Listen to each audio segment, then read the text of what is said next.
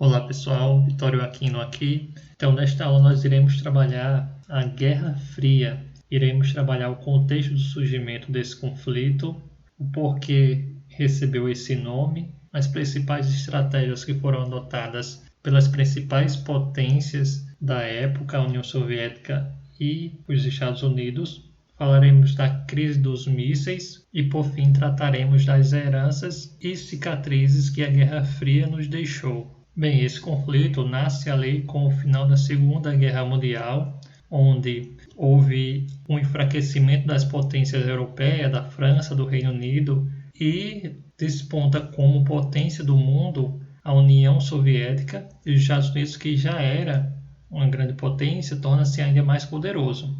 Então, com o fim da guerra, várias reuniões foram realizadas com o intuito de decidir como ficaria a nova ordem mundial. E o resultado dessas negociações foi que haveria a revogação do domínio das áreas de influências conquistadas por Hitler, ou seja, essas áreas seriam tidas como não pertencentes à Alemanha. Ocorreu o julgamento dos nazistas no famoso Tribunal de Nuremberg. A Alemanha foi dividida em zonas e logo alguns anos depois foi criado o Muro de Berlim, que dividia a Alemanha em Alemanha Oriental socialista e Alemanha Ocidental capitalista.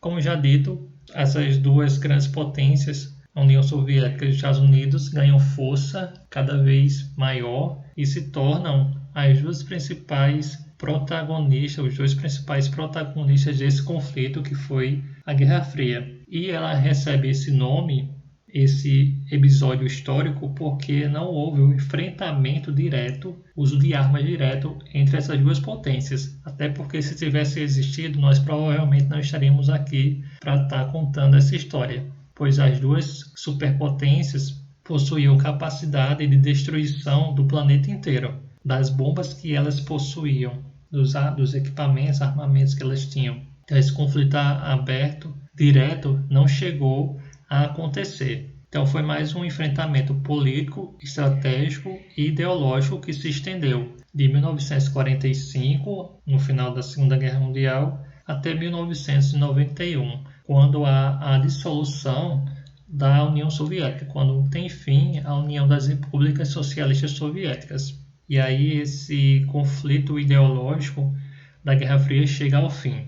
Então o mundo se tornou o que a gente chama de bipolar. Na época, quando eu estudei, era chamado primeiro mundo, era o capitalista, segundo mundo socialista, e os países que hoje são emergentes ou em desenvolvimento era o terceiro mundo. Mas não se usa mais essa nomenclatura, porque não existe mais a União Soviética, que seria o segundo mundo. Bem, as principais estratégias adotadas na Guerra Fria foram diversas. Entre elas temos a provocação, a espionagem, naquele momento que foram criados a CIA, que é a Central de Inteligência dos Estados Unidos, e também do lado da União Soviética foi criada a KGB. Também era uma agência de espionagem soviética.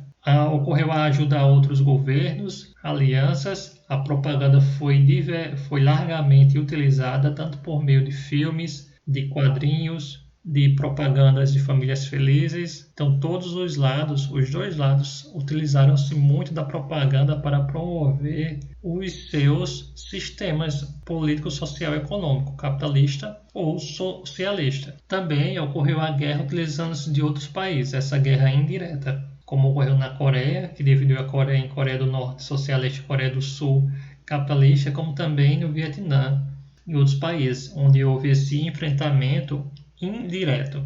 No campo das disputas políticas e econômicas, as duas grandes nações também desenvolveram estratégias, como a doutrina Truman, no caso dos Estados Unidos, que foi uma ofensiva contra a expansão comunista, o Plano Marshall, que tinha o objetivo de ajudar a reconstrução dos países destruídos pela guerra, e a OTAN, que foi uma aliança militar dos países capitalistas e tinha o objetivo de ajuda mútua em caso de algum confronto. Então eles se ajudariam. Do mesmo lado que os Estados Unidos fizeram isso, também a União Soviética criou alguns mecanismos estratégicos para ampliar sua área de influência e também demonstrar sua força. Então foi criado o Comuniforme, que era uma ofensiva contra o imperialismo capitalista, Comecon, que era também para uma ajuda financeira para ajudar a reconstruir os países socialistas destruídos na guerra, e o Pacto de Varsóvia, que do mesmo jeito que da OTAN, era uma aliança militar de ajuda mútua, só que dos países socialistas. E foi nesse contexto que ocorreu um dos momentos mais tensos da Guerra Fria, que foi a crise dos mísseis. Esse conflito aconteceu porque, primeiro, os Estados Unidos tinham instalado mísseis da Turquia apontados para a União Soviética.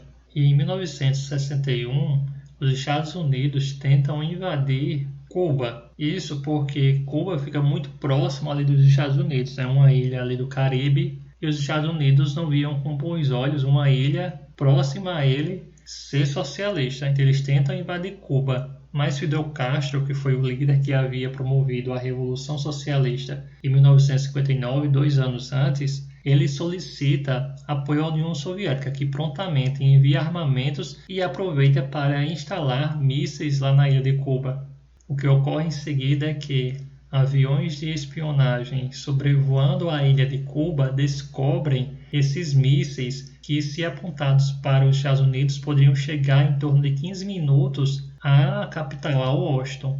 E isso não foi nada bem visto pelos Estados Unidos. E se iniciou um momento de tensão no mundo inteiro, pois os Estados Unidos disse que qualquer fato que acontecesse, qualquer ataque que pudesse acontecer a ele, ao país, ele colocaria a culpa na União Soviética. E isso poderia levar a um conflito direto e à destruição do planeta, a destruição da raça humana. Por sorte, eles conversaram e entraram num acordo onde a União Soviética resolveu retirar os mísseis da ilha, mas os Estados Unidos se comprometeram a não tentar invadir Cuba e também retirar os mísseis lá da Turquia. E assim teve fim essa crise dos mísseis. Mas o mundo passou por um momento bem tenso.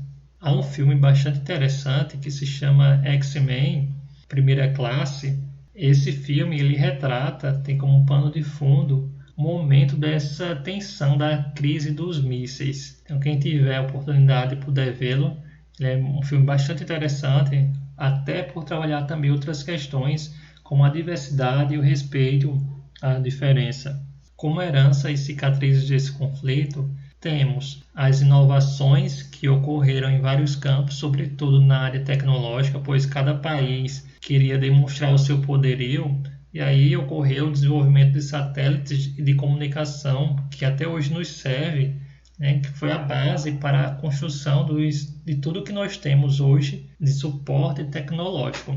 Então foram inovações importantes para a comunicação, né, para o desenvolvimento tecnológico da comunicação no mundo. Também são cicatrizes daquele momento que vem até os dias de hoje, essa ideia do medo ao comunismo utilizado por diversos políticos como plataforma eleitoral para enganar aqueles que desconhecem a história e não sabem que isso não existe mais, essa ideia de implantação de comunismo em qualquer lugar do mundo, de como existia na época da Guerra Fria, que havia uma superpotência, a União Soviética, que poderia influenciar países a se tornar socialista, isso não existe mais, pois a União Soviética ela não existe. Então não há nenhum grande país que, de fato, possa auxiliar outros países a dar um golpe ou a se tornar socialista.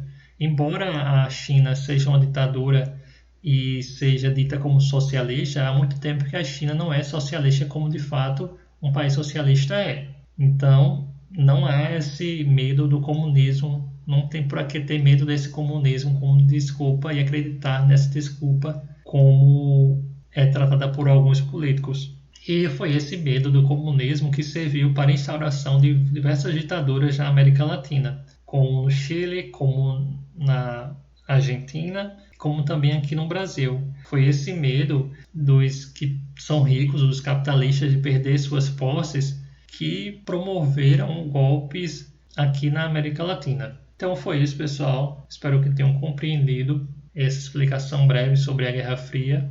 Boa aprendizagem e até a próxima.